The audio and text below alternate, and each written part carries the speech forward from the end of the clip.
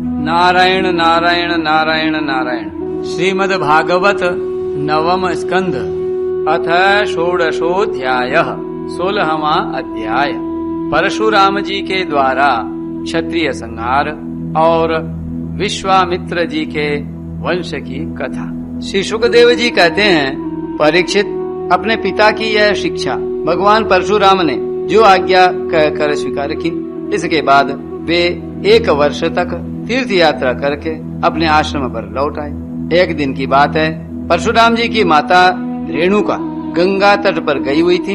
वहाँ उन्होंने देखा कि गंधर्वराज चित्ररथ कमलों की माला पहने अप्सराओं के साथ विहार कर रहा है। वे जल लाने के लिए नदी तट पर गई थी, परंतु वहाँ जल क्रीड़ा करते हुए गंधर्व को देखने लगी और पतिदेव के हवन का समय हो गया है, इस बात को भूल गई। उनका मन कुछ चित्ररथ की ओर खिंच भी गया था। हवन का समय बीत गया। यह जानकर वे महर्षि जमदग्नि के शाप से भयभीत हो गईं और तुरंत वहाँ से आश्रम पर चली गईं। वहाँ जल का कलश महर्षि के सामने रखकर हाथ जोड़ खड़ी हो गईं। जमदग्नि मुनि ने अपनी पत्नी का मानसिक व्यभिचार जान लिया और क्रोध करके कहा, मेरे पुत्रों, इस पापिनी को मार डालो। परंतु उनके किसी भी पुत्र ने उनकी वह आज्ञा स्वीकार नहीं की। इसके बाद पिता की आज्ञा से परशुराम जी ने माता के साथ सब भाइयों को भी मार डाला। इसका कारण था, वे अपने पिताजी के योग और तपस्या का प्रभाव भली भांति जानते थे। परशुराम जी के इस काम से सत्यवती नंदन महर्षि जमदग्नि बहुत प्रसन्न हुए और उन्होंने कहा, बेटा, तुम्हारी जो इच्छा हो वर मांग लो। परशुराम जी ने कहा, पिताजी, मेरी माता और सब भाई जीवित हो जाएं तथा उन्हें इस बात की याद न रहे कि मैंने उन्हें मारा था।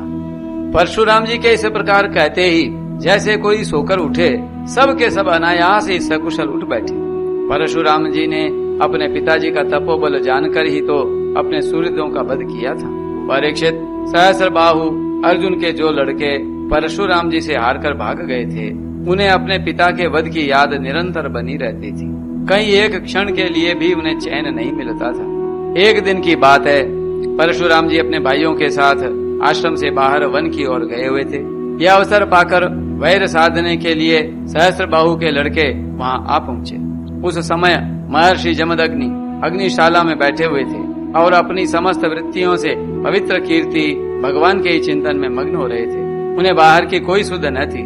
उसी समय उन पापियों ने जमदग्नि ऋषि को मार डाला।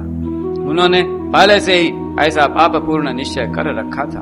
परशुराम की माता रेणुका बड़ी दीनता से उनसे प्रार्थना कर रही थी, परंतु उन सबों ने उनकी एक न सुनी। वे बलपूर्वक महर्षि जमदग्नि का सिर काट कर ले गए। परीक्षित, वास्तव में वे नीच क्षत्रिय अत्यंत क्रूर थे। सती रेणुका दुख और शोक से आतुर हो गईं। वे अपने हाथों, अपनी छाती और सिर पीट पीट कर जोर जोर से रोने लगी। परशुराम, बेटा परशुराम, शीघ्र आओ। परशुराम जी ने बहुत दूर से माता का हाँ राम यह करुण क्रंदन सुन लिया। वे बड़ी शीघ्रता से आश्रम पर आए और वहां आकर देखा कि पिताजी मार डाले गए हैं। परीक्षित, उस समय परशुराम जी को बड़ा दुख हुआ। साथ ही क्रोध, असहिष्णुता, मानसिक पीड़ा और शोक के वेग से भी अत्यंत मोहित हो गए। हाय पिताजी, आप तो बड़े महात्मा थे। पिताजी, आप तो धर्म के सच्चे पुजारी थे। आप हम लोगों को छोड़कर स्वर्ग चले गए। इस प्रकार विलाप कर उन्होंने पिता का शरीर तो भाइयों को सौंप दिया और स्वयं हाथ में फरसा उठाकर क्षत्रियों का संहार कर डालने का निश्चय किया। परीक्षित, परशुराम जी ने माहिष्मती नगरी में जाकर सहस्त्रबाहु अर्जुन के पुत्रों के सिरों से नगर के बीचों बीच एक बड़ा भारी पर्वत खड़ा कर दिया। उस नगर की शोभा तो उन ब्रह्मघाती नीच क्षत्रियों के कारण ही नष्ट हो चुकी थी। उनके रक्त से एक बड़ी भयंकर नदी बह निकली, जिसे देखकर ब्राह्मण द्रोहियों का हृदय भय से कांप उठता था। भगवान ने देखा कि वर्तमान क्षत्रिय अत्याचारी हो गए हैं, इसलिए राजन, उन्होंने अपने पिता के वध को निमित्त बनाकर 21 बार पृथ्वी को क्षत्रियहीन कर दिया और कुरुक्षेत्र के समंत पंचक में ऐसे ऐसे 5 तालाब बना दिए जो रक्त के जल से भरे हुए थे। परशुराम जी ने अपने पिताजी का सिर लाकर उनके धड़ से जोड़ दिया और यज्ञों द्वारा सर्व देवमय आत्म स्वरूप भगवान का यजन किया।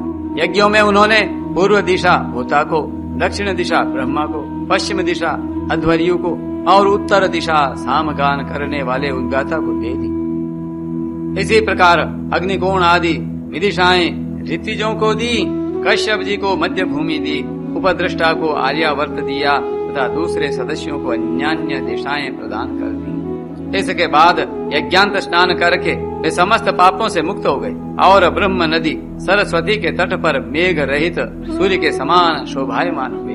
महर्षि जमदग्नि को स्मृति रूप संकल्पमय शरीर की प्राप्ति हो गई। परशुराम जी से सम्मानित होकर वे सप्तऋषियों के मंडल में 7वें ऋषि हो गए। परीक्षित, कमल लोचन जमदग्नि नंदन भगवान परशुराम आगामी मनवंतर में सप्तऋषियों के मंडल में रहकर वेदों का विस्तार करेंगे। वे आज भी किसी को किसी प्रकार का दंड न देते हुए शांत चित्त से महेंद्र पर्वत पर निवास करते हैं।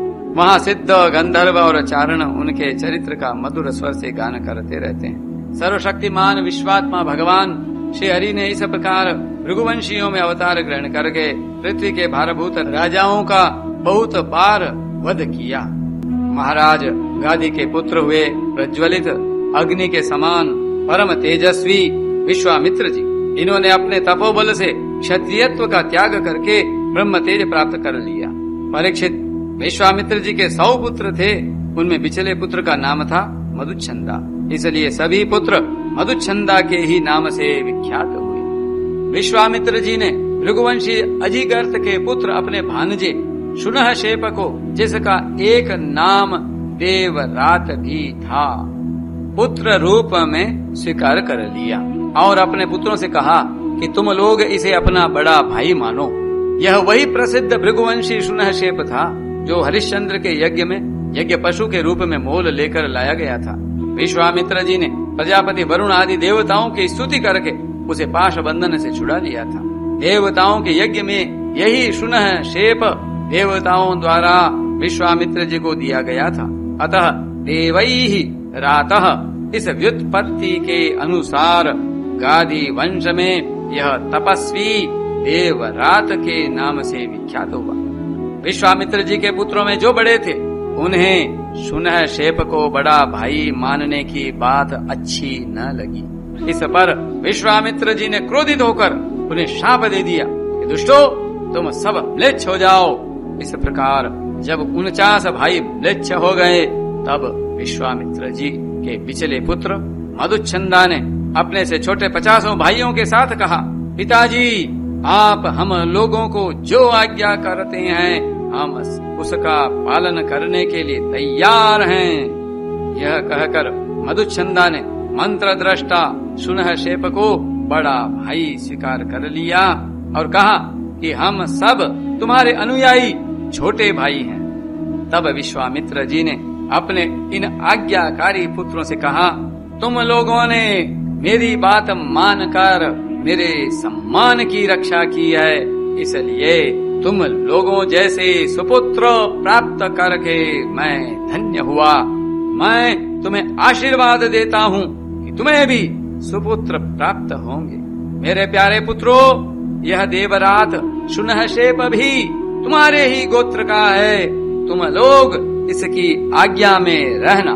परीक्षित, विश्वामित्र जी के अष्टक, आरित, जय और क्रतुमान आदि और भी पुत्र थे। इस प्रकार विश्वामित्र जी की संतानों से कौशिक गोत्र में कई भेद हो गए और देवरात को बड़ा भाई मानने के कारण उसका प्रवर ही दूसरा हो गया। नारायण नारायण नारायण।